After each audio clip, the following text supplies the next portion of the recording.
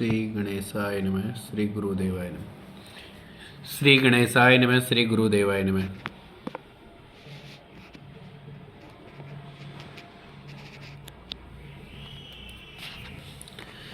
दर्शकों, आज आपका फिर से गौरी ज्योतिष केंद्र में स्वागत है। गौरी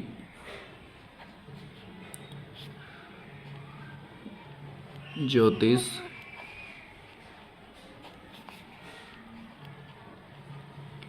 केंद्र में आप सभी का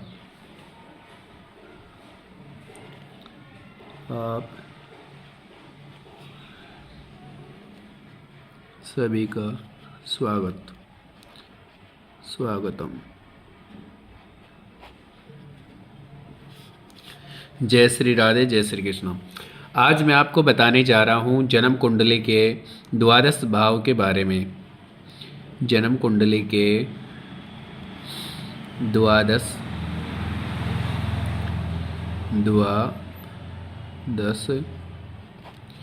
यानी 12 भावों के बारे में। 12 भावों के बारे में। ये द्वादश 12 भाव क्या होते हैं, इनके बारे में मैं आपको जानकारी देना चाह रहा हूँ। क्योंकि हमारी 12 राशियाँ हैं। कितनी राशियाँ हैं दर्शकों? 12 राशियाँ हैं। 12 राशियाँ हैं, 12 महीने हैं, 4 दिशाएं हैं, 10 दिशाएं हैं सॉरी, जिनमें पूर्व, पश्चिम, उत्तर, दक्षिण, ईशान, आग्नेय, नैऋत्य, वायव्य, धरती और आसमान। ये हमारी 10 दिशाएं हो गई। अब मैं आपको बताने चाह रहा हूँ द्वादश जन्म कुंडली के 12 भावों के बारे में जानकारी। अभी 12 भाव जैसे कि पहला भाव, द्वितीय भाव, तृतीय भाव, चतुर्थ भाव, पंचम भाव, छठम भाव, सप्तम भाव, अष्टम भाव, नवम भाव, दसम भाव, एकादश भाव, द्वादश भाव। इनको बोलते हैं प्रथम, जैसे मेष राशि, वृष राशि, मिथुन राशि, कर्क राशि, सिंह राशि, कन्या राशि, तुला राशि, वृश्चिक राशि, धनु राशि, कुंभ राशि, मकर राशि, कुंभ राशि, मीन राशि। अब हम इन पे राशियां भी लिख देते हैं, जैसे मेष राशि, वृषभ राशि, मिथुन राशि, कर्क राशि, सिंह राशि। ये हमारी 12 राशियां हैं। कन्या राशि, तुला राशि, वृश्चिक राशि, धनु राशि, मकर राशि, कुंभ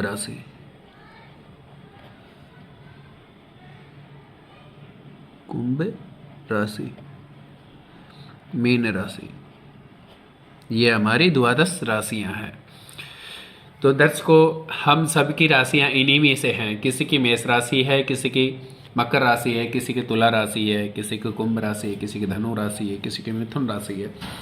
तो आज मैं आपको इन राशियों के बारे में बताने जा रहा हूँ। कौन सी राशि किस आधार पे हमारे किस राशि में, किस भाव में, कौन सा भाव किस कार्य का होता है और किस भाव से क्या देखा जाता है। तो मैं दर्शकों आपको इन 12 भावों को समझाने के लिए फिर से एक जन्म कुंडली तैयार कर रहा हूँ। आपके बनाने से, जो बना के मैं समझाऊंगा वो आपको अच्छी तरह समझ में आएगी। दर्शकों, जैसे कि हमने ये रेखाएं खींच ली, अब इन रेखाओं को खींच के हम जन्म कुंडली का निर्माण कर रहे हैं। जो द्वादश 12 भाव हम इनमें अंकीकृत करेंगे कि इन 12 भावों से हम क्या क्या देख सकते हैं और ये 12 भाव हमारे किस काम आते हैं। जैसे कि प्रथम भाव है, ये पहला भाव है। जैसे ये यहाँ पे मैंने समझाया मेष राशि वाला, ये पहला भाव है। अब पहले भाव से हम प्रथम भाव से, मैं लिख देता हूँ यहाँ पे प्रथम भाव। प्रथम भाव से हम देखते हैं कि देह, शरीर, शरीर की संरचना है जो प्रथम भाव से है, देह से। जैसे शरीर के बारे में हम देखेंगे कि इसका शरीर कैसा होगा जन्म कुंडली के अनुसार, इसकी आकृति कैसी होगी, इसकी रूप रंग कैसा होगा, तो ये हम प्रथम भाव से देखेंगे। बल, ताकतवर होगा, पतला होगा, मोटा होगा, कैसा होगा, इसका मस्तिष्क कैसा होगा, इसमें ज्ञान कैसा होगा, ये हम प्रथम भाव से देखेंगे। विवेक कैसा होगा, इसमें ज्ञान विवेक एक ही बात है, विवेक, गौरव, ठीक है। तो उसका स्वभाव कैसा होगा, ये स्वभाव भी इसी से प्रथम भाव से हम देखेंगे। अब द्वितीय भाव से हम क्या देखेंगे, दूसरे भाव से हम देखेंगे धन,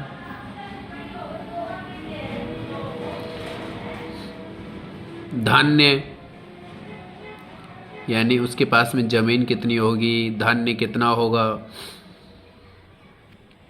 कुटुंब, परिवार के बारे में कि इनका परिवार कैसा होगा, छोटा होगा या बड़ा होगा।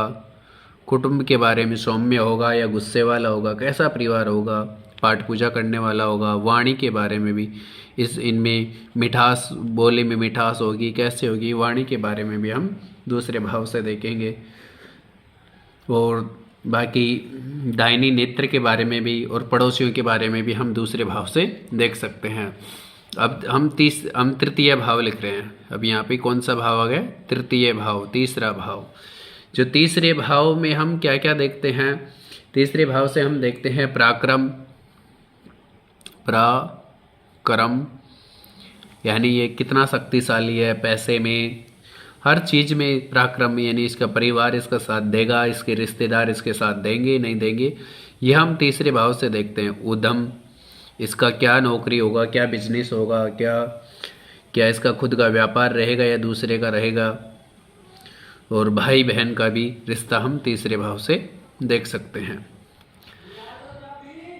अब हम आपको चतुर्थ भाव के बारे में बता रहे हैं, चौथे भाव के बारे में।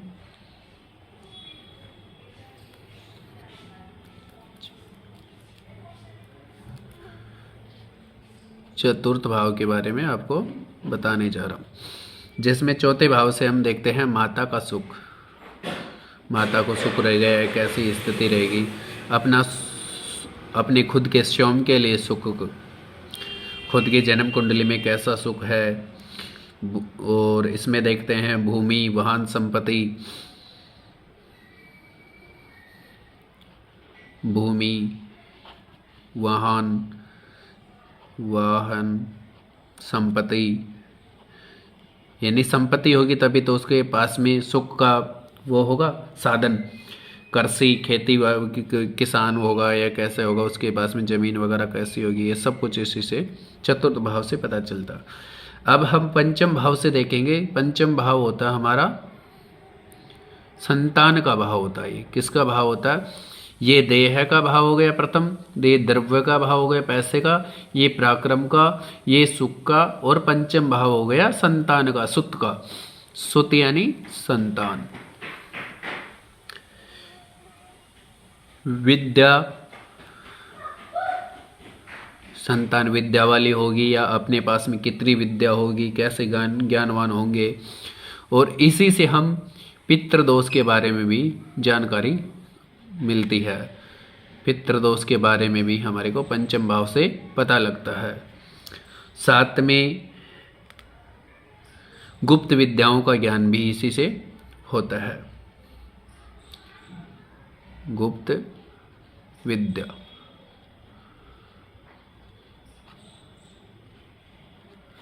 ये हमारे पंचम भाव से पता चलता है।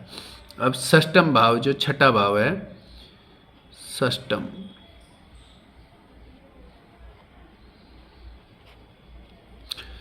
छठा भाव से हम देखते हैं कि ऋण, आपके ऊपर कर्जा कितना होगा, या आपकी जो कुंडलियां हैं में ग्रह अच्छे बैठे हैं तो आपके पास में कर्जा कुछ भी नहीं होगा।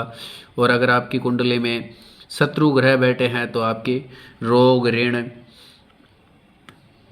और कई प्रकार की गुप्त बीमारियों के बारे में या आपके कई चीज़ों के बारे में से शत्रुओं के बारे में भी इसे छठे भाव से पता चलता है, ऋण के बारे में छठे भाव से पता चलता है।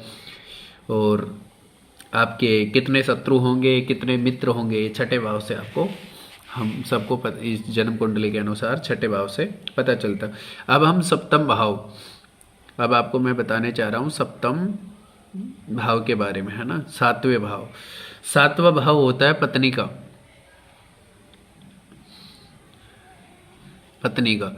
अगर ये जन्म कुंडली पुरुष की देखते हैं तो सातवां भाव पत्नी का, और स्त्री की देखते हैं तो सातवां भाव पति का। पति पत्नी का भाव सातवां भाव होता है। और इसके बारे में हम स्त्री सुख के बारे में या पुरुष सुख के बारे में पता चलता है कि आपके जीवन में स्त्री सुख होगा या नहीं होगा, लिखा होगा या नहीं होगा। अगर आपकी जन्म कुंडली को कोई क्रूर ग्रह या पाप ग्रह देख रहे हैं जिसके कारण आपकी कुंडली में स्त्री सुख में परेशानी आ रही है तो आप संपर्क करें और अपनी जन्म कुंडली का विवेचन करवाएं, दिखवाएं। और आपके काम विकार व्यापार के बारे में भी सप्तम भाव से पता चलता है कि आपका व्यापार कैसा रहेगा, आपका काम कैसा रहेगा, आदि भाव के बारे में इसकी हम जानकारी कर सकते हैं। अभी आपके आ गया अष्टम भाव, जो आठवां भाव है जन्म कुंडली का। अष्टम भाव से हमारे को पता चलता है दर्शकों कि हमारी आयु कितनी होगी, कैसी होगी। ये आयु का स्थान होता है मैन, और गुप्त धन का भी होता है अष्टम स्थान। गुप्त धन यानी आपके पास में पैतृक धन मिलेगा या आपके जैसे कोई दिया हुआ धन आपको मिल जाए, जैसे आपके पिता का या आपके दादा दादियों का जो धन या पूर्व संपत्ति आपको मिले उससे भी गुप्त धन कहा जाता है। या आपको गड़ा धन मिले, जमीन से जो गड़ा धन मिले उससे भी गुप्त धन कहा जाते हैं। और इससे पूर्व जन्म का भी अनुमान लगाया जाता है कि आप पूर्व जन्म में क्या कर्म किए थे, आपने कैसे आपकी किस जन्म से आप जुड़े हुए थे। और इसका आयु प्रमाण भी आपको अष्टम स्थान से पता चलता है कि आपकी आयु कितनी होगी और आपको कौन सी बीमारियां हो सकती है। गुप्त बीमारियों के बारे में भी अष्टम स्थान से, अष्टम भाव से पता चलता है। अब मैं आपको दर्शकों बताने जा रहा हूँ धन भाव के बारे में। जो धन भाव हमारा होता नवम भाव, ये कौन सा भाव है? नवम भाव। नवम भाव को धन भाव कहते हैं। जैसे कि मैं आपको शुरू से बता रहा हूँ, प्रथम द्वितीय तृतीय चतुर्थ पंचम षष्टम सप्तम अष्टम नवम। देहम दर्व पराक्रम सुख सुत शत्रु कलत्र यानी पत्नी, देहम दर्व और मृत्यु और भाग्य। धन भाव को भाग्य भाव, नवम भाव को भाग्येश कहा गया है। देहम दर्व पराक्रम सुख सुत शत्रु कलत्र मृत्यु भाग्य। अब इस भाग्येश भाव से हम क्या क्या देखते हैं? धन भाव से इसमें हम देखते हैं कि आपके पुण्य कितने हैं। पुण्य तीर्थ यात्राएं आपकी लिखी हुई है या नहीं लिखी हुई है। ये तीर्थ यात्रा, विदेश यात्रा, आपका विदेश जाने का योग है या नहीं है, ये नवम भाव से पता चलेगा। और बाकी आपकी विदेश यात्रा, तीर्थ यात्रा और आपके भाग्य में नौकरी रोजगार के बारे में भी नवम भाव से, रोजगार के बारे में भी नवम भाव से पता चलता है। अब हम दसम भाव के कर्म भाव के बारे में बताना चाह रहे हैं। ये कौन सा दसम, ये कौन सा भाव है? आपका दसम भाव। अब दसम भाव से हम क्या पता चलते हैं, क्या पता करते हैं कि दसम भाव से हमारे को कर्म भाव कहा गया है। इसको हमारी जन्म कुंडली में अगर शुभ ग्रह बैठे हैं तो हम क्या करेंगे? कर्म अच्छा करेंगे, और अच्छा कर्म करके हम राज्य योग यानी हम गवर्नमेंट नौकरी, आपको गवर्नमेंट नौकरी राज्य योग बनता है। आपके दसम भाव से राज्य योग के बारे में पता चलता है। और आपके राजनीतिक के भाव के बारे में भी आपको राजनेता सुख या मंत्री पद आपको मिलेगा या नहीं मिलेगा, मंत्री पद के बारे में भी दसम भाव से पता चलता है कि आपका व्यवसाय कैसा रहेगा, व्यवसाय से जो संबंध आपके जुड़े हुए होंगे वो भी दसम भाव से, इस भाव से आपको पता लगेगा। अब हमारा एकादश भाव द्वादश भाव है। द्वादश भाव से ये पता चलेगा कि आप के एकादश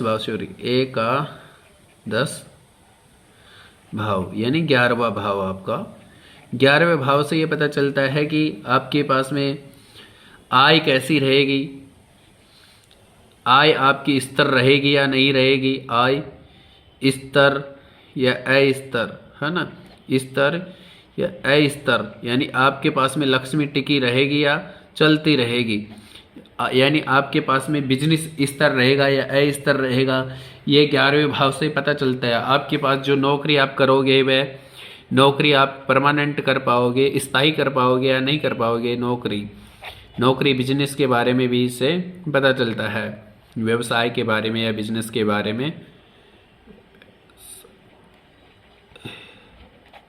व्यवसाय या व्यापार, इनके बारे में भी आपको 11वें भाव से हम इन चीज़ों के बारे में पता कर सकते हैं, जिससे कि हमारी लक्ष्मी स्तर रहेगी, हम जो बिजनेस कर रहे हैं वो स्तर रहेगा या नहीं रहेगा।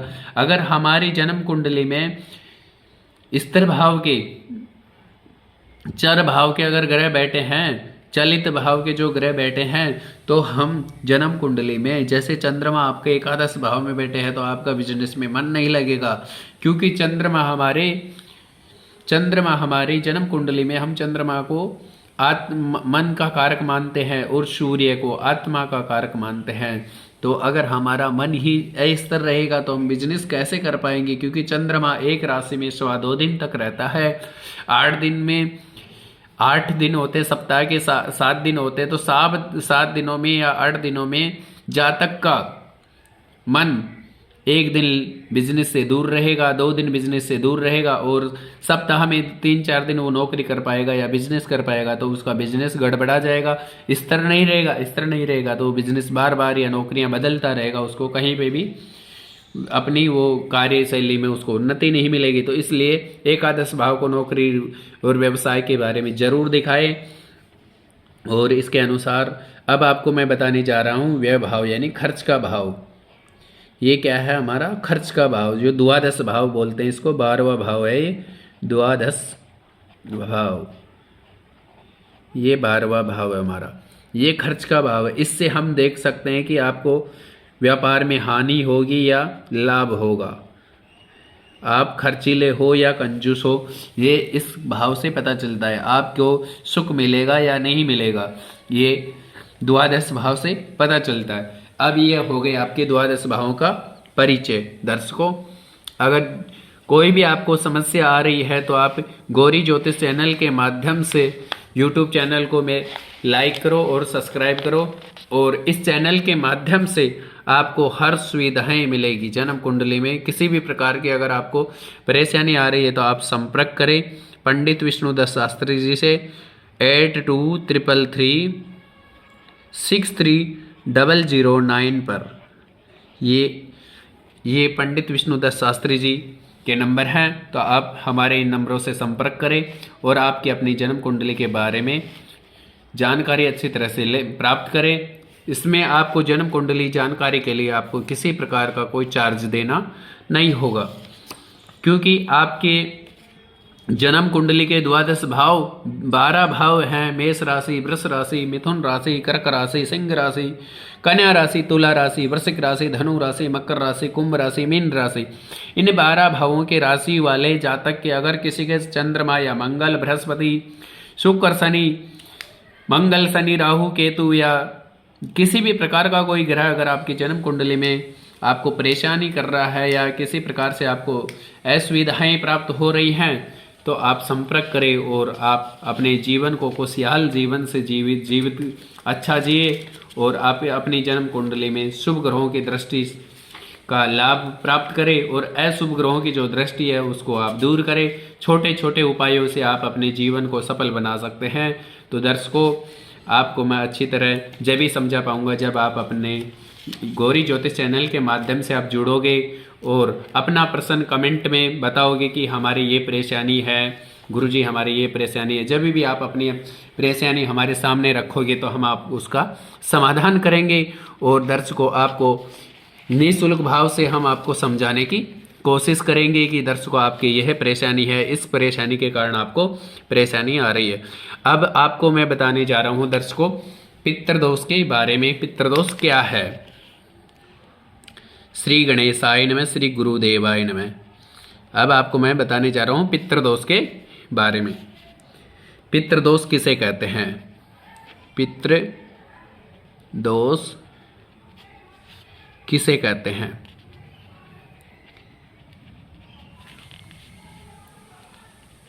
पितृदोष किसे कहते हैं? तो आज मैं आपको समझाने जा रहा हूं पितृदोष किसे कहते हैं।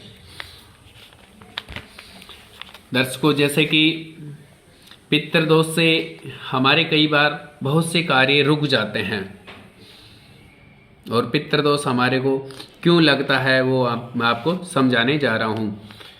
जन्म कुंडली में, हमारी जन्म कुंडली में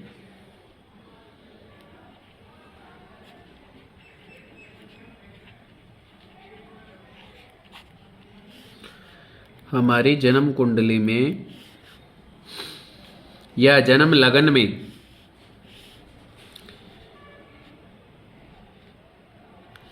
या जन्म लगन में सूर्य मंगल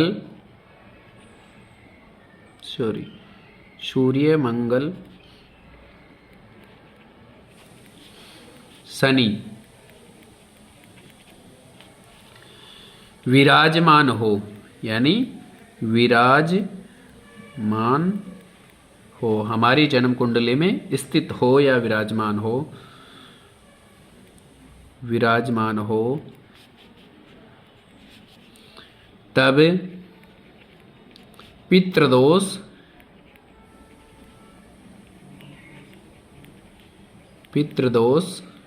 बनता है।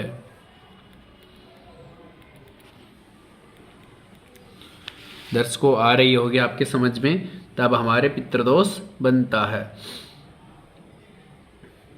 अब दूसरा एक, ये तो सूर्य मंगल और शनि एक स्थान पे या जन्म लगन में विराजमान हो तब हमारे जन्म कुंडली में पितृदोष का निर्माण होता है। और अष्टम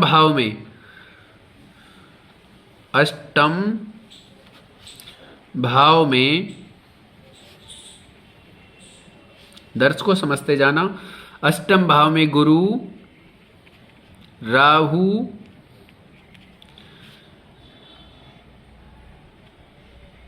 राहु एक साथ बैठे हो, एक साथ एक ही भाव में बैठे हो, एक ही भाव में बैठे हो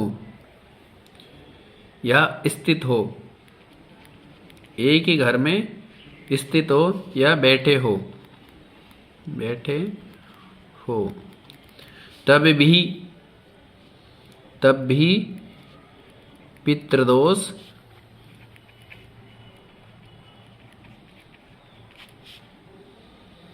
योग बनता है, पितृदोष का योग बनता है।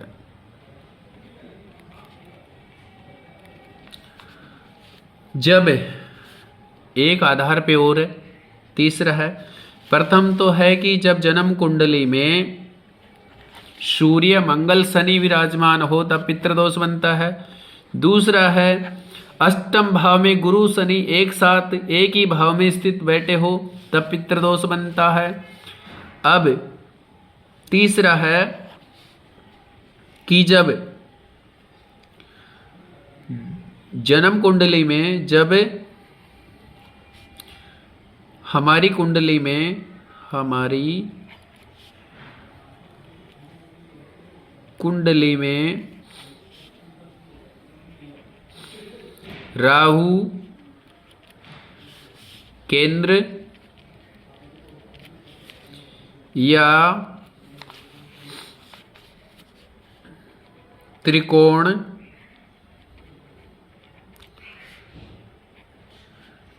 में मौजूद हो या बैठा हो तो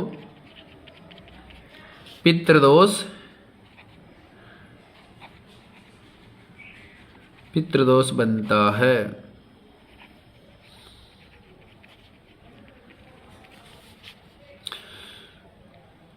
और अब आपको चौथा बता रहा हूं। जब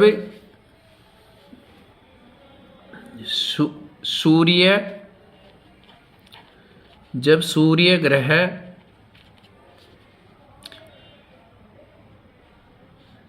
राहु की युति हो, सूर्य और राहु की युति हो या संबंध हो, युति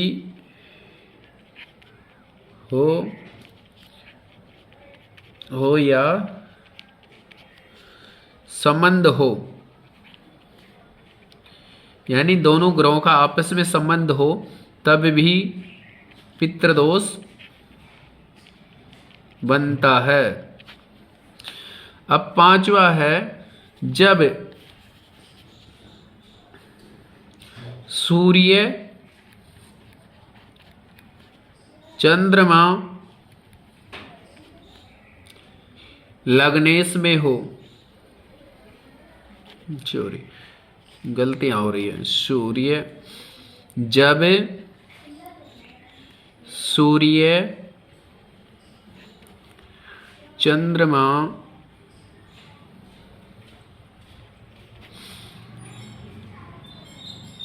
लग्नेश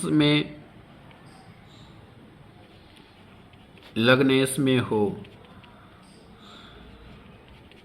तो भी पितृदोष बनता है।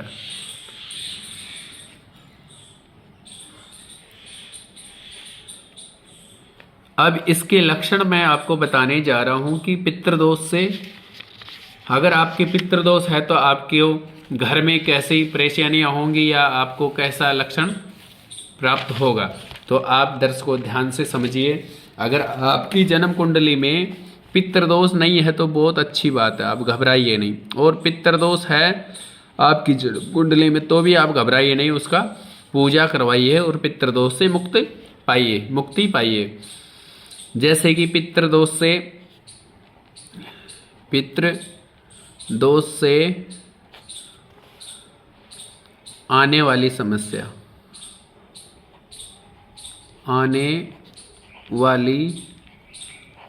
समस्या या परेशानियां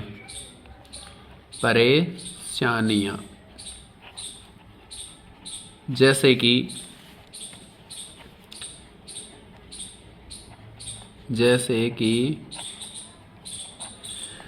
अगर आपकी पितृदोष है तो आपकी जन्म कुंडली में या आपको किस प्रकार का आभास होगा जो कि आपको पता चले कि हमारी जन्म कुंडली में पितृदोष है। या आपके पास में जन्म कुंडली नहीं है तो भी आप जान सकते हो कि आपके पितृदोष है या नहीं है।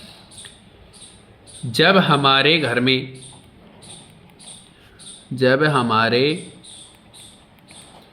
घर में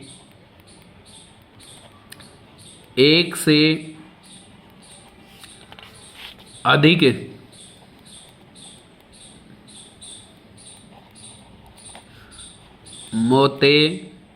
मौत होना, जो भी अल्प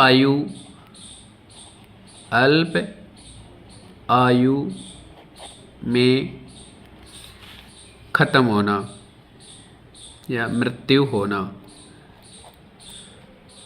अगर हमारे घर में किसी प्रकार से बार बार कम उम्र के बच्चे या स्त्री या पुरुष खत्म हो रहे हो, तब भी उस घर में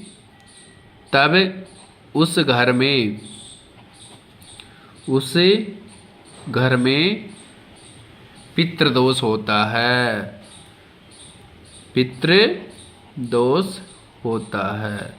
पितृदोष होने के कारण होता है, पितृदोष होने के कारण उस घर में एक से अधिक मौतें होती है और वह भी अल्प आयु में यानी कम उम्र में ही मृत्यु हो जाती है। जैसे कि स्त्री हो या पुरुष, बालक हो या बच्चे, छोटे छोटे और गर्भधारण होने के बाद में भी मृत्यु हो जाना, जैसे 4 महीने का बच्चा, 7 महीने का बच्चा, 10 महीने का बच्चा, 2 साल का बच्चा, 5 साल का बच्चा, तो ऐसी मौत हो जाती है। तो ये समझो कि आपके जन्म कुंडली में आपके घर में किसी कारणवश आपके पितृदोष है और उस पितृदोष के कारण आपकी ये परेशानियाँ आ रही हैं। अगर आपके विवाह में, अगर आपके विवाह में परेशानियाँ आ रही हैं, परेशानी आ रही है तो भी आप जानें, तो भी आप जाने कि कहीं पितृदोष तो नहीं है, जाने कि कहीं पितृदोष तो नहीं है। क्योंकि अगर आपकी ऐसी स्थिति हो रही है तो आप जानें कि कहीं पितृदोष तो नहीं है।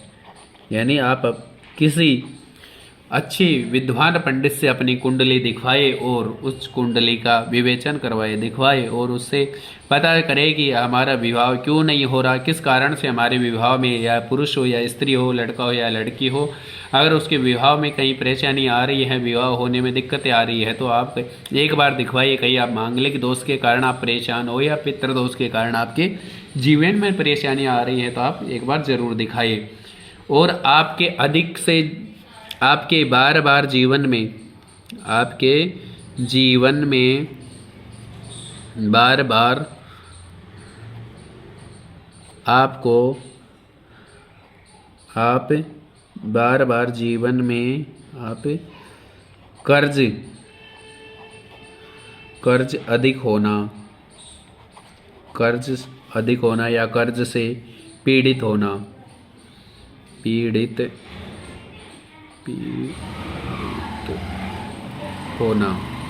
यानी आप कर्ज से ज़्यादा दुखी हो जाना या कर्ज में आप डूबे रहना। इस कारण भी आप इसका मेन कारण भी क्या होता है, पितृदोष के कारण ऐसी समस्याएं आती हैं। या आपके वैवाहिक जीवन में परेशानी आनियाँ, वैवाहिक जीवन में प्रॉब्लम होना, परेशानी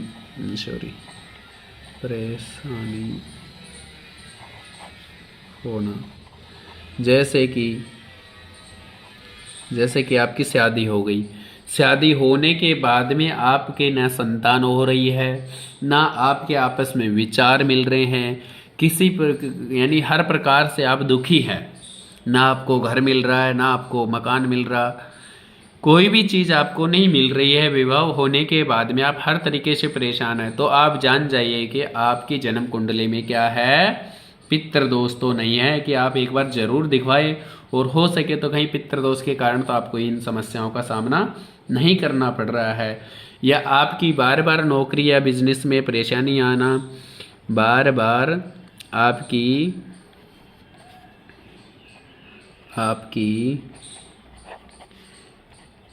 नौकरी या व्यापार में नुकसान होना, हानि होना, ये भी कहीं न कहीं पितृदोष का कारण होता है। ये भी कहीं न कहीं पितृदोष का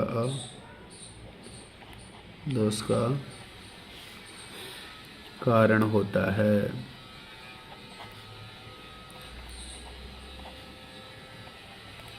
इसलिए दर्शकों, आप पितृदोष के बारे में आपको अच्छी तरह मैंने समझाया है।